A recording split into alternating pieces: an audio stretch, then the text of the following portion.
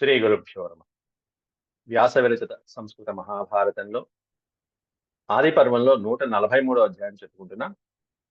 నేడు ప్రవచించుకునేటువంటి ముఖ్యమైనటువంటి అంశం ఏంటంటే అర్జునుడి యొక్క విద్యాభ్యాస మహిమ. అంటే విద్యాభ్యాసం చేస్తున్నప్పుడే అర్జునుడి యొక్క అస్త్ర లాఘవం ఎలా ఉన్నది, ద్రోణాచార్యుని కూడా ఆశ్చర్యపరిచే విధంగా ఏ విధంగా అర్జునుడు అభ్యసించాడు అనేటువంటి విషయం. అలాగే ద్రోణుడు పెట్టినటువంటి పరీక్షలు రెండు, అర్జునుడికి పెట్టినటువంటి పరీక్షలు ఎలా వాటిని విజయం సాధించాడు వాటిల్లో అనేటువంటిది నేటి ప్రవచనంలో చెప్పుకుందాం. ముందుగా ప్రార్థన చేసుకుందాం. ఓం శుక్లాంబరధరం విష్ణుం శశివర్ణం చతుర్భుజం ప్రసన్నవదనం ధ్యాయేత్ సర్వవిఘ్నోపశాంతయే.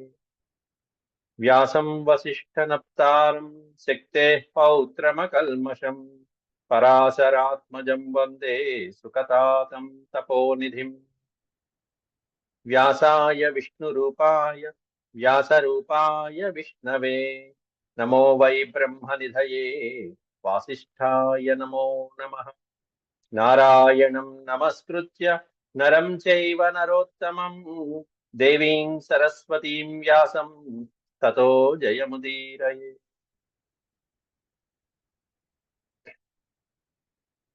శ్రీమన్ మహాభారత ఇతిహాసంలో 143వ అధ్యాయం ఆది పర్వం. అందులో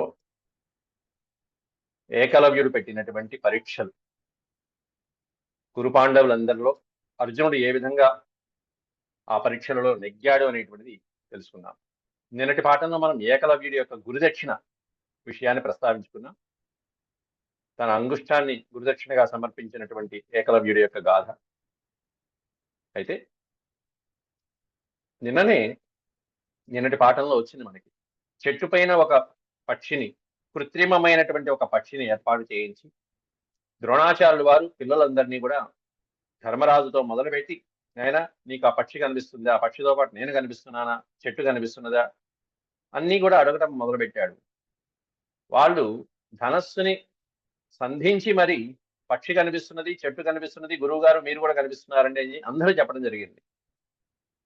గురువు గారు దాంతో ఆ సమాధానంతోనే అసంతృప్తి పడి ఇలాంటి వాళ్ళు ఆ పక్షిని కొట్టలేరు అని అర్థం చేసుకున్నారు.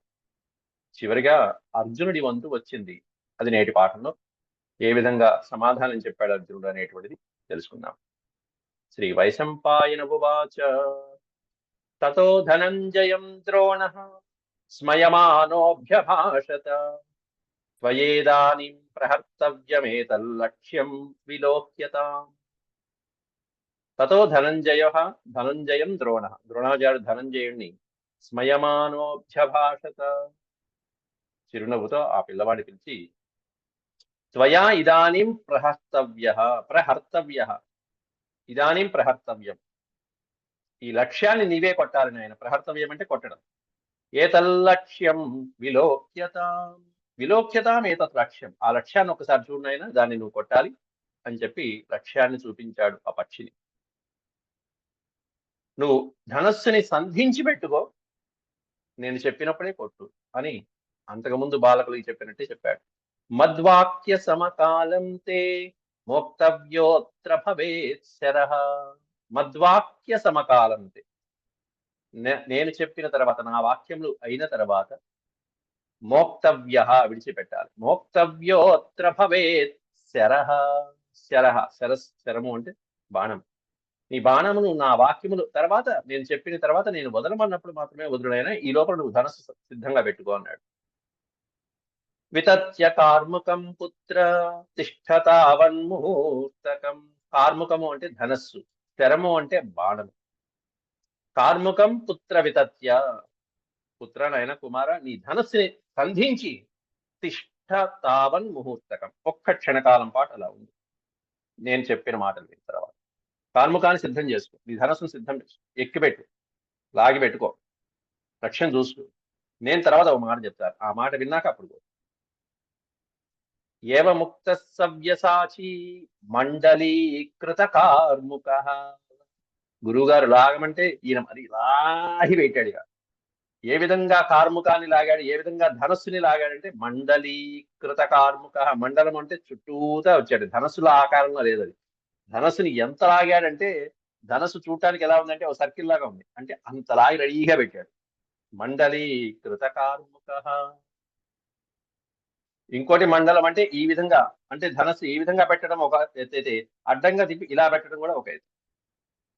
అది అంటే వర్టికల్ హారిజంటల్, ఈ రెండు రూపాలలో. మండలీకృత కార్ముక. తస్థౌ భాసం సముద్దిశ్య గురువాక్య ప్రచోదిత. గురువు గారు ఏ మాట చెప్తారో అని చెప్పి తస్థౌ భాసం సముద్దిశ్య. తస్థౌ, భాసం అంటే పక్షి. ఆ కృత్రిమంగా చేయబడి, అది కృత్రిమం అని పిల్లలందరికీ తెలియదు, ఎవరికి తెలియదు. వాళ్ళకి తెలియకుండా చెట్టు పైన పెట్టించాడు గురువు గారు. భాసం ఒక గద్ద ఆకారంలో ఉన్నటువంటి పక్షి. భాసం సముద్దిశ్య తస్థౌ. ఆ పక్షిని చూస్తూనే బాణం ఎక్కువ పెట్టి మరీ చూస్తూ, లక్ష్యాన్ని చూసుకుంటూ తస్థౌ అలాగే నుంచుని. గురువాక్య ప్రచోదిత. గురువాక్య ప్రచోదన, గురువు గారు చెప్పినట్టే ఎదురు చూస్తున్నాడు ఆయన యొక్క వాక్యాల కోసం. ఆ తర్వాత ముహూర్తాదివతం ద్రోణ తదైవ సమభాషత. ఒక క్షణకాలం పాటు చూసి ఒకసారి ఆ నుంచున్న పొజిషన్ చూశాడు, బాణం ఎక్కువ పెట్టింది చూశాడు, ఈ పిల్లవాడి యొక్క ఏకాగ్రత చూసి గురువు గారు అప్పుడు మాట్లాడుతున్నాడు. పశ్యేనం స్థితం భాసం ద్రుమం మామపి చార్జున. అందరిని అడిగినట్టే అడిగాడు. పశ్యేనం స్థితం భాసం, అక్కడ ఉన్నటువంటి భాసం. పశ్యసి, నీకు కనిపిస్తుందని ఆయన, ఆ పక్షి కనిపిస్తుందని ఆయన. ఏనం స్థితం భాసం, అక్కడ ఉన్నటువంటి పక్షి నీకు కనిపిస్తుంది కదా. అంతేకాకుండా ద్రుమం మామపి చ అర్జున. చ అనే పదానికి అర్థం కూడా. చెట్టును కూడా చూస్తున్నావా? ద్రుమము అంటే వృక్షం. మామపి చ, నన్ను కూడా చూస్తున్నావా? మేము ముగ్గురం కనిపిస్తున్నామా? చెట్టు, పక్షి, మేము అందరం కనిపిస్తున్నామా అనగానే అర్జునుడి యొక్క సమాధానం పశ్యాం ఏకం భాసమితి ద్రోణం పార్థోభ్యభాషత.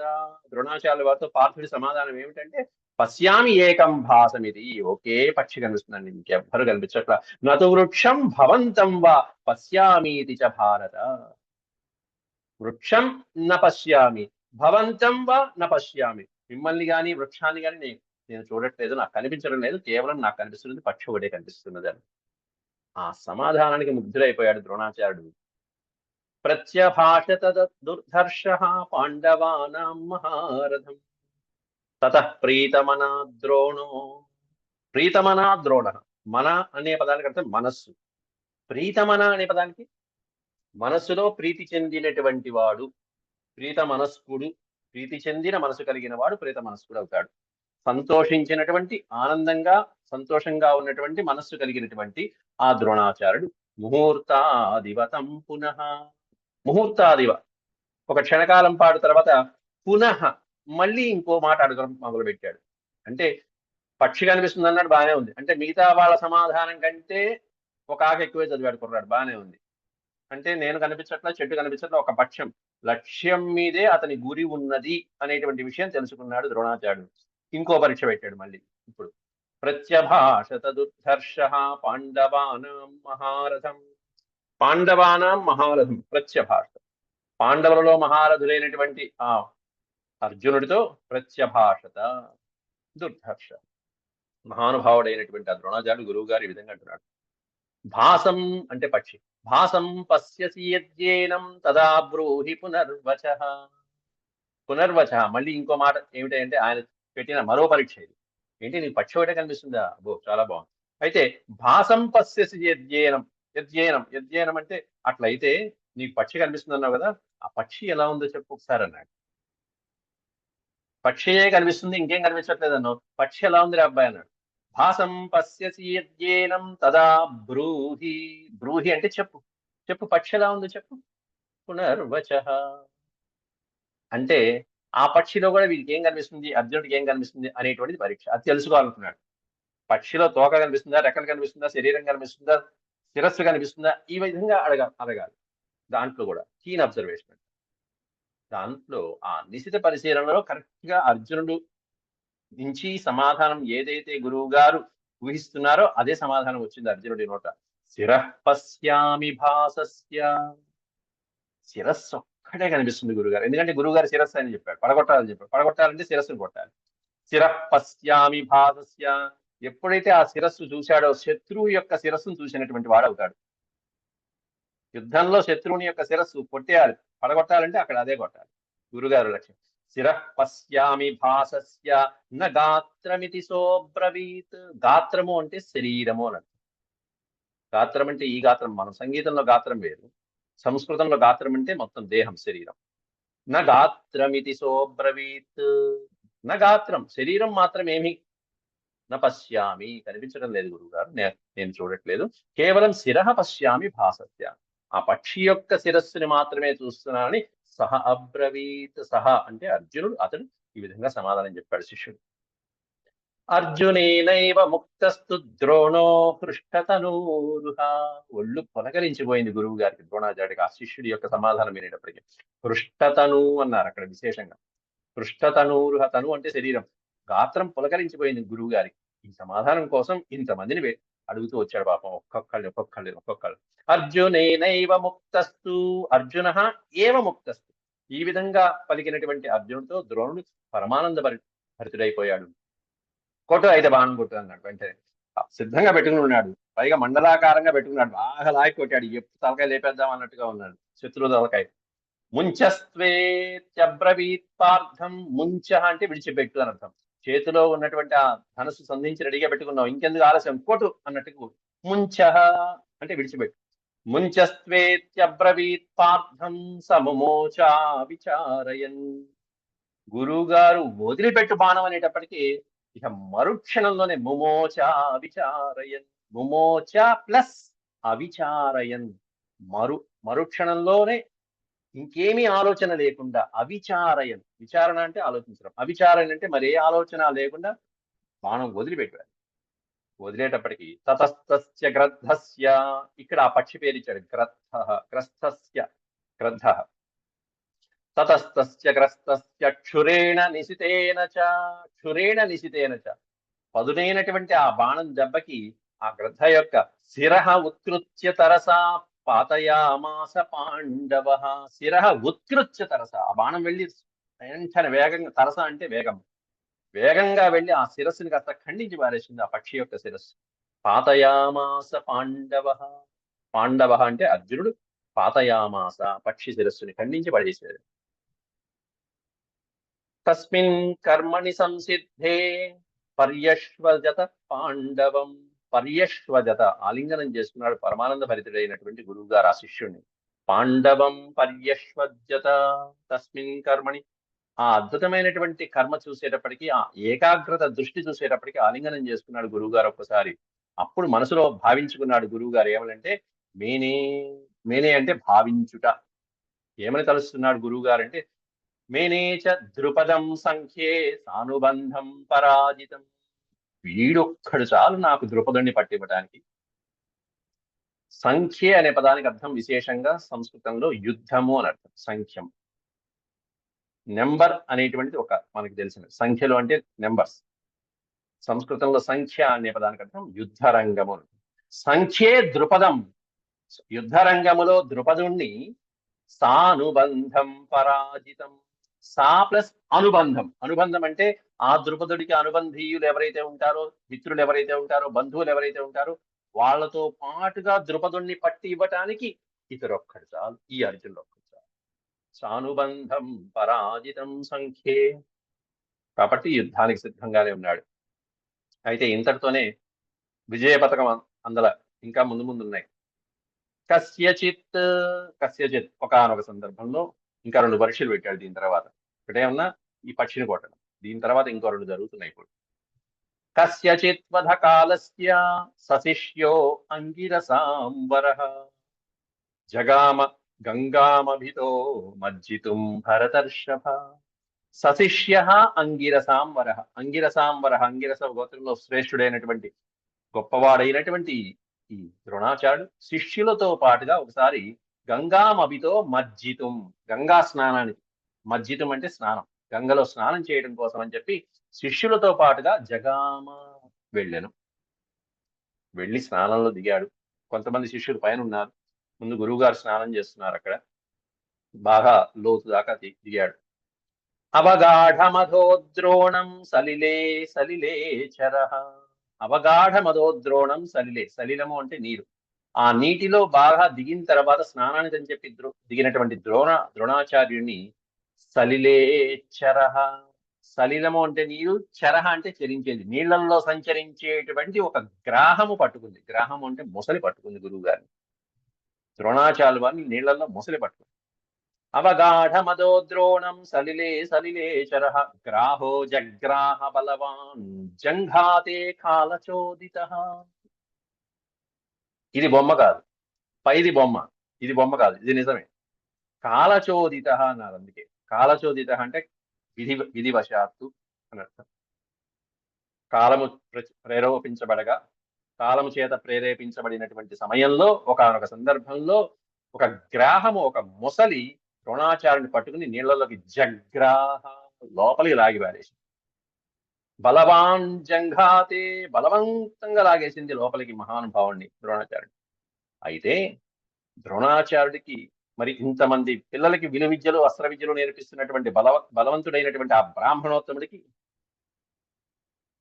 సమర్థుడు కాలేడా ముసలి నుంచి తప్పించుకోవడం, ముసలి బారి నుండి తప్పించుకోవడం.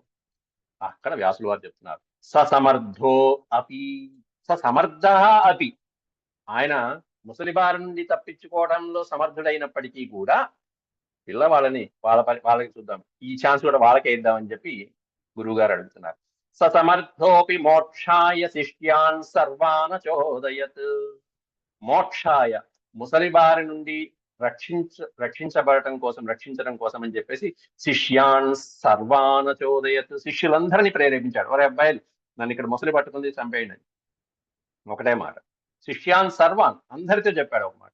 ఎవరు ముందుగా అలర్ట్ అవుతారా చూద్దామని.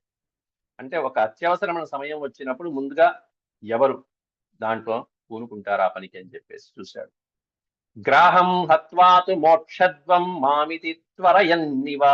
ఒకటే సమాధానం అందరికి, ఒకటే ప్రశ్న చెప్పాడు. త్వరగా, త్వరయన్నివా అంటే త్వరగా. గ్రాహం హత్వాతు, ఈ మొసలని సంహరించి, మోక్షద్వం మాం మోక్షద్వం, నన్ను విమోచించండి, నన్ను ఈ ముసలివారి నుండి రక్షించండి అని చెప్పి, విడిపించండి అని చెప్పి శిష్యులందరికీ కూడా ఒకటే మాట చెప్పాడు. ఆయన మాటలు పూర్తి అవకనాన్ని కొట్టిపారేశాడు, కొట్టిపారేశాడు. తద్వాక్య సమకాలం అన్నాడు అక్కడ. సమకాలం అంటే ఆయన మాటలతో పాటుగానే మొట్టమొదటి ఏం చెప్పాడు, గ్రాహం హత్వా, ఒకటే మాట వినిపించింది, వెంటనే బాణం తీసాడు టక్మని. గ్రాహం హత్వ అంటే ముసలి పట్టుకుంది, అక్కడ గురువు గారిని లాగేస్తుంది పక్కన అన్నాడు, వెంటనే తీసి పారేశాడు. రెండోది మోక్షద్వం మామితి అన్నారు, అనే లోపలే బాణాలు వెళ్ళిపోయాను, రయ్యి అని కొట్టేసి. తద్వాక్య సమకాలం అంటే ఆ వాక్యాలతో పాటుగా వాక్యం పూర్తవకుండానే అని అర్థం. ఇంకా చెప్పాలి, ఆయన గురువు గారి వెంట వస్తున్నటువంటి మాటలతో పాటుగా శరాలు, ఇటు మాటలు వచ్చాయి, ఇటు శరాలు వెళ్ళిపోయినాయి. తద్వాక్య సమకాలంతు భీభత్సుర్నిశితైశ్చరై. భీభత్సు అంటే పదానికి అర్థం అర్జున ఫల్గుణ భీభత్స బాబాయ్.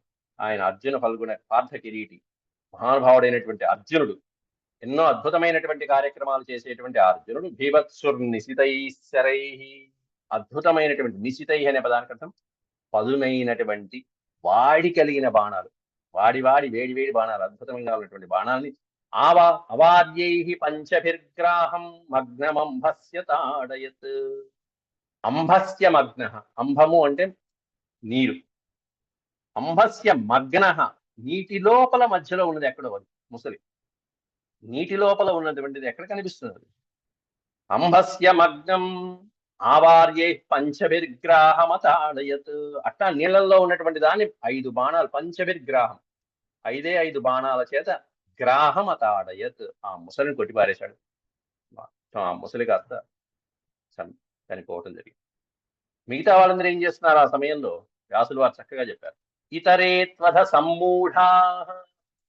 అలా మిగతా వాళ్ళు చూస్తూ ఉన్నటువంటి వాళ్ళకు ఒక విశేషణం వాడారు వ్యాసులు వారు, సమ్మూఢాహం, మిగతా మూర్ఖులందరూ అని చెప్పేశాడు. గురువు గారు ఒక పక్కన ఆపదలో ఉంటే గురువు శిష్యులకి చెప్పినప్పటికీ కూడా వాళ్ళు అలా చూస్తున్నటువంటి వాళ్ళని ఇంకా మూర్ఖులు అనక ఇంకేమంటారు. కాబట్టి వ్యాసులు వారు చక్కగా సమయంలో ఒక పదం వాడేశారు వాళ్ళందరికీ. ఇతరే త్వధ సమ్మూఢాస్తత్ర పత్ర తత్ర పత్ర ప్రపేదిరే. అక్కడ నుంచి ఊరికే ప్రపేదిరే నుంచి చూస్తూ ఉన్నారు తప్ప తంతు దృష్ట్వా క్రియోపేతం ద్రోణో అమన్యత పాండవం. అలా చేసినటువంటి వాళ్ళందరినీ ద్రోణుడు తిరస్కారం దృష్టితో చూసి మహానుభావుడైనటువంటి అర్జునుడిని ప్రశంసించడం జరిగింది. అలా మూర్ఖుల్లాగా నిలబడిపోయారు మిగతా శిష్యులందరూ ఏమీ చేయలేక. వాళ్ళకి గ్రహం కనిపించట్ల. ఏం చేద్దాం ఎలా కొట్టాలని చూస్తుంటే ఈయన బాణాలు కొట్టడం అయిపోయింది, దాన్ని రేపేటారు. ఆ బాణాల దెబ్బకి విశిష్టం సర్వశిష్యేభ్య ప్రీతిమాంశ్చాభవత్ తదా సపార్థ బాణైర్బహుధా ఖండశః పరికల్పితః. ఆ పార్థుడు వేసినటువంటి ఆ బాణాలకి బహుధా ఖండశః, 5 బాణాలు వేసినా కూడా 5 బాణాలకి 100 ముక్కలైపోయింది ఆ గ్రాహం కాస్త, ముసలి కాస్త. సపార్థ బాణైర్బహుధా ఖండశః పరికల్పితః గ్రాహః. ఆ ముసలి కాస్త 5 బాణాలతో 100 ముక్కలు అయిపోయింది. విశిష్టం సర్వశిష్యేభ్య ప్రీతిమాంశ్చాభవత్. సర్వశిష్యులలో కల్లా విశిష్టుడైనటువంటి ఈ అర్జునుని ప్రీతివంతుడిగా చూశాడు గురువు గారు అయినటువంటి ద్రోణాచార్యుడు. గ్రాహ పంచత్వమాపేదే జంఘాం త్యక్త్వా మహాత్మనః. అలా ముక్కలైపోయినటువంటి ఆ ముసలి కాస్త పంచత్వం ఆపేదే. పంచత్వము అనే పదానికి అర్థం పంచప్రాణాలు వదిలేయడం. పంచత్వం ప్రాణాలు, పంచప్రాణాలు గాల్లో కలిసిపోయినాయి. అది కాస్త జంఘాం త్యక్త్వ. జంఘాం అంటే ఆయన యొక్క పిక్క, కాలి పిక్కల జంఘాం. ఆ తొడని పట్టుకున్నటువంటి జంఘాం తొడని వదిలిపెట్టేసి, కాలిని వదిలిపెట్టేసి త్యక్త్వా మహాత్మనః, మహానుభావుడైనటువంటి ద్రోణాచార్యుడి యొక్క పాదాన్ని వదిలిపెట్టేసి వెళ్ళిపోయాయి. సర్వక్రియాభ్యనుజ్ఞానాత్ తదా శిష్యాన్ సమానయత్. ఆ కార్యం అయిపోయింది, పైకి వచ్చాడు. కాస్త సేద తీరిన తర్వాత అక్కడే అదే ప్రదేశంలో మళ్ళీ శిష్యులందరినీ సమీకరించాడు. అంటే ఇందాల కూడా పక్షి కనిపిస్తున్నది అన్న చోట అర్జునుడి యొక్క పరిశీలన చూశాడు. పక్షి కనిపిస్తుందా, అయితే ఎలా ఉందో చెప్పు ఆ పక్షి అని అడిగాడు. వెంటనే ఆ పక్షి ఆకారం ఎలా ఉందో చెప్పు అని అడిగాడు. లేదండి ఆకారం ఏం కనిపించడం, నాకు తల ఒకటే కనిపిస్తుంది అన్నాడు. ఇక్కడేమన్నా నీళ్లలో ఉన్నటువంటి మొసల్ని కొట్టాడు, ఇది కొట్టాడు కాబట్టి వెంటనే మరో పరీక్ష కూడా ప్రయత్నం వేసేస్తే తెలిసిపోతుంది ఇతడి దృష్టి ఇంకా ఏ లెవెల్లో ఉందో. కాబట్టి ఇన్స్టెంట్ పరీక్షలు ఇవన్నీ కూడా అప్పటికప్పుడే అనుకుని, ఇంకా ఆ యొక్క అర్జునుని యొక్క శక్తిని పెంచేటువంటి, శక్తిని నిరూపించేటువంటి పరీక్షలు ఇవన్నీ కూడా. వెంటనే ఆలస్యం చేయకుండా అక్కడే శిష్యులందరినీ మరోసారి సమీకరించాడు.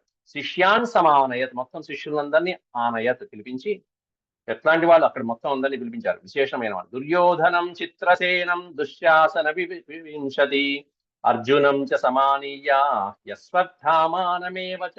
దుర్యోధన, దుశ్శాసన, చిత్రరథుడు మొదలైనటువంటి వాళ్ళు, అర్జునుణ్ణి, అశ్వత్థామని మొదలైనటువంటి వాళ్ళు, అశ్వత్థానామేవ చ, వీళ్ళని కూడా పిలిపించాడు. పిలిపించి అక్కడ మట్టితో ఒక ప్రాణిని చేశాడు, బొమ్మ చేశాడు. శిశుకం మృణ్మయం కృత్వా. శిశుకం అనే పదానికి నీళ్లలో వేసేటువంటి చిన్న చిన్న చేపలు, లేకపోతే రొయ్యలు, ఇట్లాంటివి ఏవైతే ఉంటాయో జలచరాలు, సూక్ష్మమైనటువంటి చిన్న జలచరాలు అవన్నీ. శిశుకం ఒక చిన్న బొమ్మలాగా ఉండేటువంటి చిన్న ప్రాణి, అల్ప ప్రాణి. శిశుకం మృణ్మయం, మృత్మయం, మృణ్మయం మట్టితో కూడినటువంటి ఒక బొమ్మ. మట్టితో చేసినటువంటి ఒక బొమ్మని ద్రోణాచార్యుడు చేసి కృత్వా ద్రోణో గంగాజలే తతః. అదే గంగాజలంలో అలా వదిలిపెట్టేస్తున్నాడు వాళ్ళందరూ చూస్తూ ఉండగా. ఇదిగో నాయన ఈ బొమ్మ చూడండి, అందరూ చూసుకోండి, ఎండిపోయిన చక్కగా అది లోపల వేస్తున్నాడు. ద్రోణో గంగాజలే తతః శిష్యాణం పశ్యతాం చైవ క్షిపతి స్మ మహాభుజః. శిష్యాణం పశ్యతాం, వాళ్ళందరూ ధనస్సు తీసుకోమన్నాడు. శిష్యాణం పశ్యతాం, శిష్యుల్ని చూస్తూ ఉండగానే, అందరూ చూస్తూ ఉండగానే ఒక ప్రదేశంలో పడేశాడు. క్షిపతి అంటే పడేయటం. క్షిపతి స్మ మహాభుజః. అయితే అలా పడేసినటువంటి బొమ్మను ఎవరైనా కొడతారు, కానీ మామూలుగా కాదు. చక్షుషి వాససా చైవ బద్ధ్వా ప్రాదాక్షరాసనం. శరాసనం, మహానుభావుడైనటువంటి ఆయన ధనుర్బాణాలను చేతిలో తీసుకోమన్నాడు. వాళ్ళ కళ్ళ గంతలు కట్టాడు. చక్షుషి వాససా చైవ బద్ధ్వా అన్నారు. బద్ధ్వా అంటే బంధించడం. వాసస అనే పదానికి అర్థం వస్త్రము చేత ఆయన వాళ్ళ యొక్క కళ్ళకి ఆ వస్త్రం చేత బద్ధ్వా బంధించి అప్పుడు ధనస్సును అందించాడు. శరాలు కొట్టండి రా, ఇప్పుడు నేను పడేసిన చోట గుర్తుంది కదా, మీరందరూ చూశారు కదా, కొట్టండి ఇప్పుడు అన్నాడు.